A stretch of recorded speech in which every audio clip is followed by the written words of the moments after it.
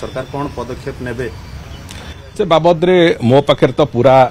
ठोस इनफॉरमेशन नहीं तेबे गोटे कथा तो स्पष्ट जे जोटी जोटी जबरदखल अच्छी राजस्व विभाग तरफ से गुड़िक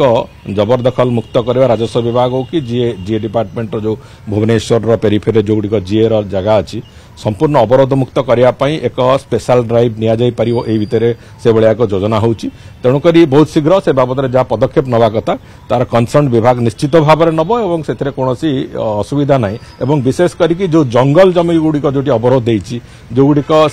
से भाया गोटे जो आमर प्रोहिबिटेड एरिया गुड़िक जो गुड़िक जमी के अवरोध कर दखल करी साधारण भाव में घरडीह भाव में किए व्यवहार करता अलग कथा कौन प्रकार कमर्शियल यूज एवं कौन प्रकार अनैतिक भाव में से गुड़िक कहीं भी दखल कर